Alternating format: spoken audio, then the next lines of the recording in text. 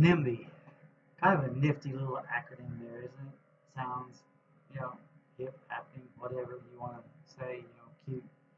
Uh, but what it represents is I think, a very bad idea or concept. It's not in my backyard.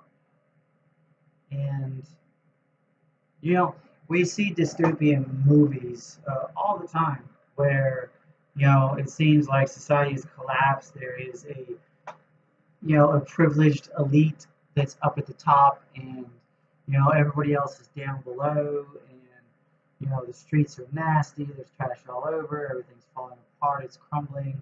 The elite live in these enclaves that are protected from and isolated and separated from everybody else.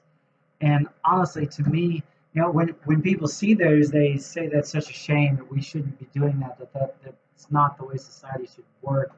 uh, but honestly, that's what NIMBY eventually leads to, the not in my backyard concept. We already see it now. People are in these gated communities, walled off. It's not even anymore the richest or most elite. We see it with average communities and apartment complexes and condominium complexes nowadays. And I don't necessarily think there's something inherently wrong with that idea of having a gated community or a gated apartment complex, but it's a slippery slope. And it starts with the idea of, we don't want these people in our communities. We don't want these people around. We want it to be somebody else's problem. We don't want to deal with it. And here's the thing. If you continue to close doors in somebody's face, if you continue to refuse to allow them to find a decent job or live in decent housing, or if we continue to refuse to do anything to help promote their ability to reestablish themselves, what is it that you think they're going to do? How do you think they're going to survive? They're going to return to the exact same thing that they got in trouble for to start with, what led them down the bad road. Because that's the only thing they know how to do to survive, and they've been left no choice. So that's what I want to talk about, is why a halfway house, a positive halfway house, a positive living environment is so important. And helping that happen is so important. As a society, these people are coming out no matter what. You're not going to stop the majority of these people from coming out. It might take years, in some cases even decades, but they are coming out the gate of these prisons. And they are coming back to your city, your town, your neighborhood, your community. Now, you can be part of the solution that helps ensure that they don't go back to prison. Because I promise you, nobody walks out the door of prison saying they want to go back.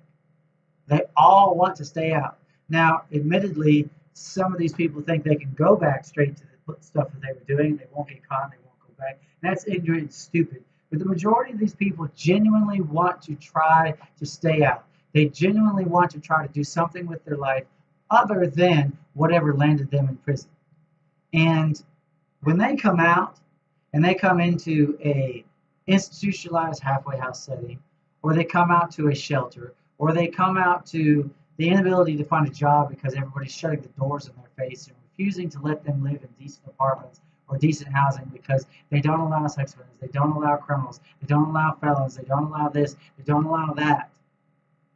What is it that you think they're going to do? They're going to commit crimes again. They're going to go back to what they know how to do to survive. And that's going to lead to recidivism because they're eventually going to get caught. So I'm asking you today, I'm asking you to be part of the solution.